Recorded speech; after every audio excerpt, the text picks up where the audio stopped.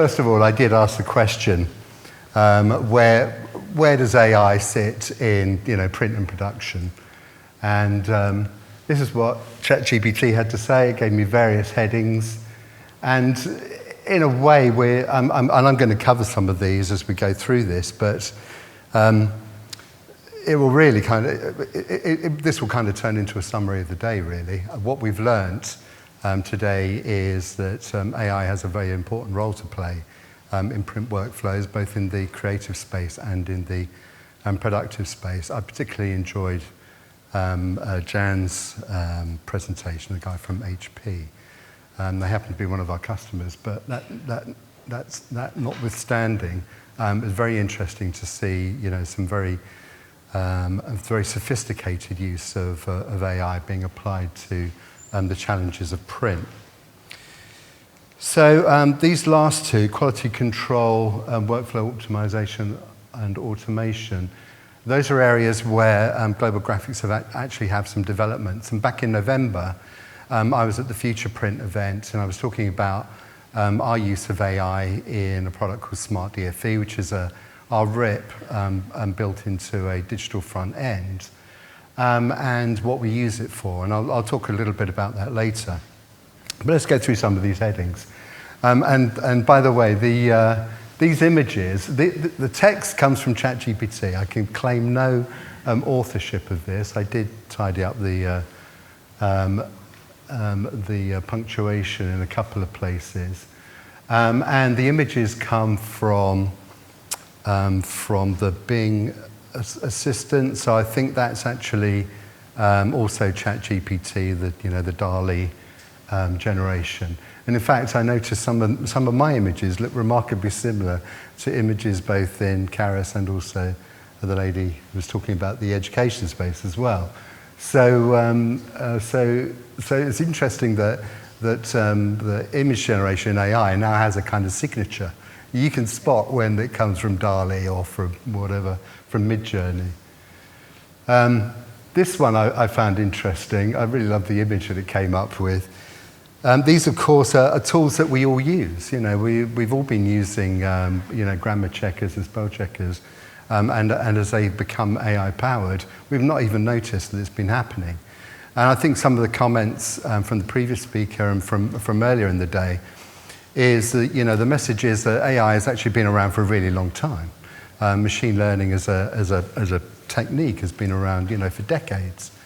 It's just now it's kind of the mode du jour, and particularly large language models are the thing that have got everybody excited. I can see that AI can be used for laying out pages. I haven't really seen creative tools adopt this too much yet, but there's obviously an opportunity for AI for laying out printed pages, but in particular websites, and in fact that already happens. And we've heard a lot about, look at the text here, it's kind of weird what it's done to the text at the top there. Yeah, so AI now, and if you see a lot of links to this online about services that are now offering the ability to, to mine your data, your social data, using AI with the information, generating information that can streamline your campaign. And of course, we're all used to personalized content recommendations now.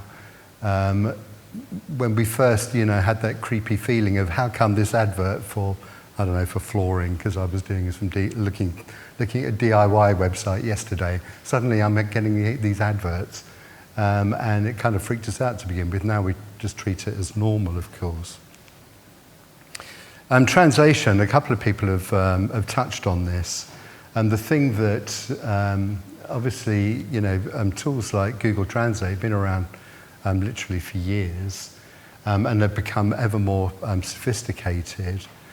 There was a piece on the BBC the other night of a guy talking in another language, and his words were being translated in real time by AI.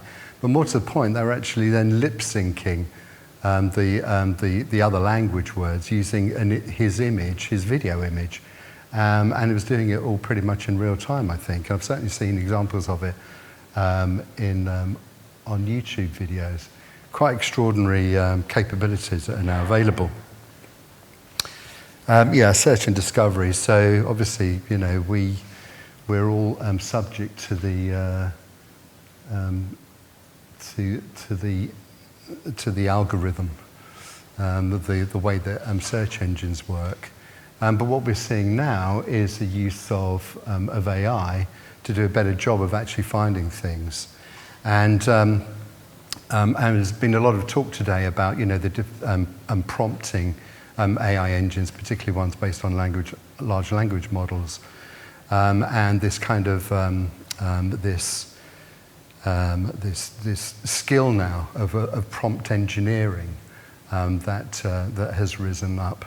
And there was a quote earlier in one of the earlier presentations about AI isn't going to take your job, but somebody using AI is. I thought that was very very pertinent as well.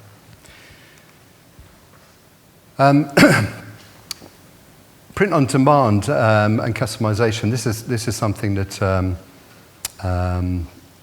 that is relevant to some of our customers. We, in fact, one of our customers, HP, they have customers of theirs who provide a service for printing books. So these are printing textbooks that are stored as a PDF, and then they're pulled, laid out onto signatures, and then printed on large format printers, HP, LFP printers, and then chopped up into actual paperbacks, perfect bound or whatever, and then shipped to a student as a book, because they need a physical book to complete their course. But obviously there's tremendous opportunities with AI to actually generate content. We've heard them in the context of decor today, but the possibilities of AI mean that there's going to be even more things that need to be printed and printed onto different things. By the way, I must just point out this very strange conveyor belt. This conveyor belt doesn't quite sort of match up with that one. I'm not quite sure what the AI was playing at there, but it was ever thus. And this image is absolutely hilarious. Look at what's this robot standing on? He's got one foot on the conveyor belt and one foot sort of in mid-air. A bit strange. But we heard earlier about the possibilities for using AI to interrogate and to evaluate an image that has been taken by a camera over a production line, a print production line, and looking for print defects, color changes, and so on. I'll show you an example of something that Global Graphics have been doing in a little moment. But AI can certainly play a role in that, and that's one thing that at Global Graphics we're investigating. Workflow optimization, automation. Well, obviously there's this is a bit silly. We've got kind of, I don't know what we've got here. A lot of people actually.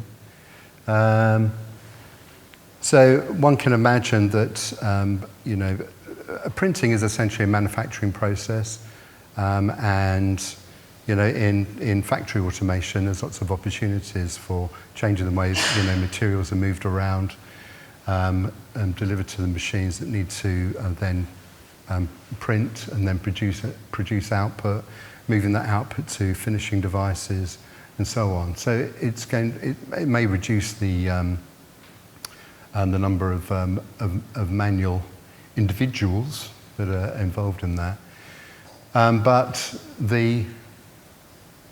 there's lots of opportunities there for AI to play a role and in improving that productivity. So on to the things that we're doing at Global Graphics. So back in November, I talked about how we were using AI to model rip behavior. And the reason we do this is simply that we have a DFE, and that uses our Harlequin RIP.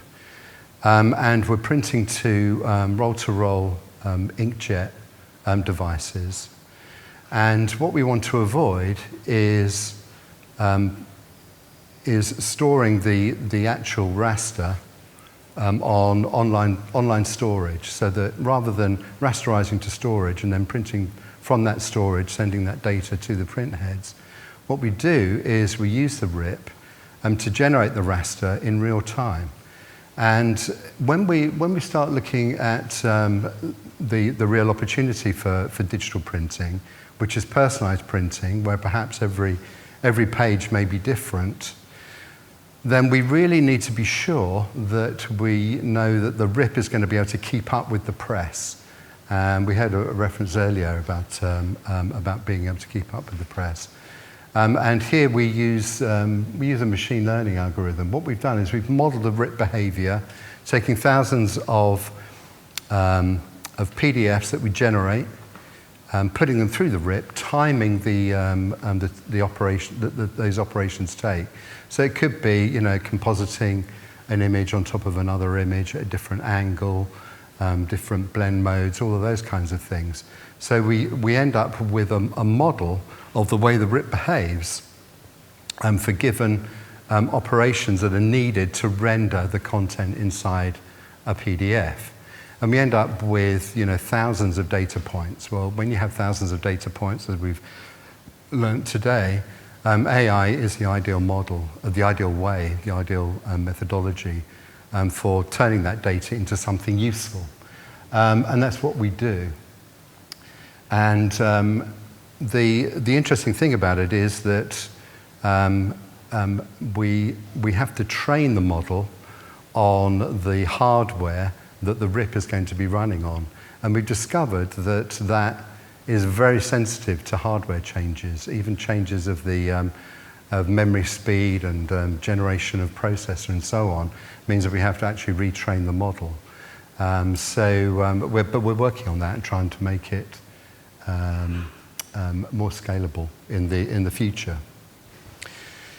The other two things that we did, screening and quality, so let's just talk about those for a second. So So this is a slide from my November presentation. All of that AI complexity about the RIP behavior and the model and all the rest of it. This is what the operator sees.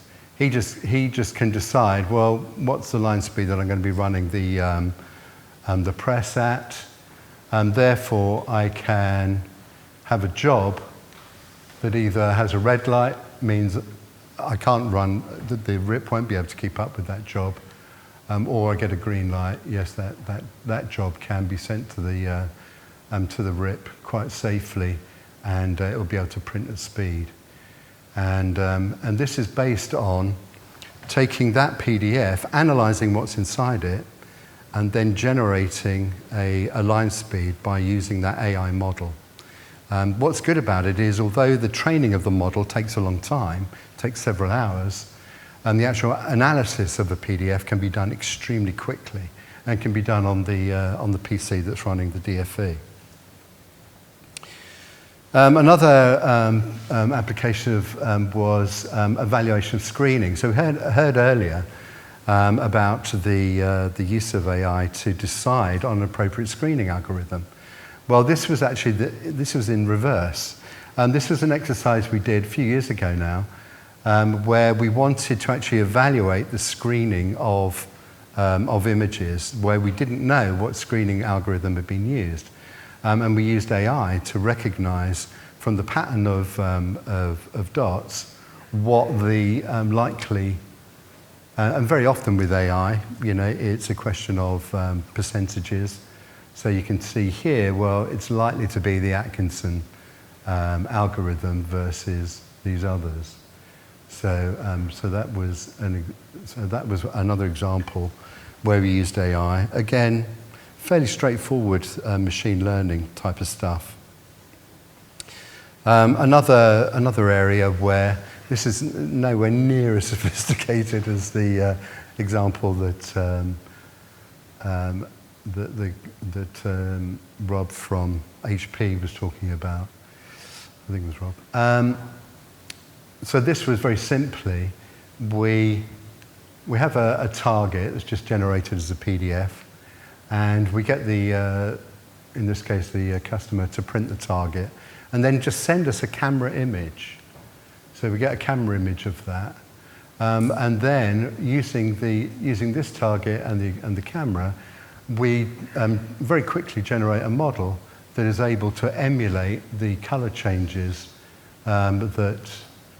between the color changes that are present in the camera image, and you can see the camera image and the emulated are very close. And then this was developed further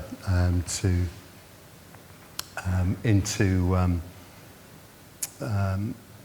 a method for a quality control company who were looking at this technology, so they could generate a golden image very quickly at the beginning of a finishing job. They were actually concerned with finishing, so that they could have a reliable image to compare the camera images that were coming from the actual production line, and spot things like, you know, alignment problems and things like that.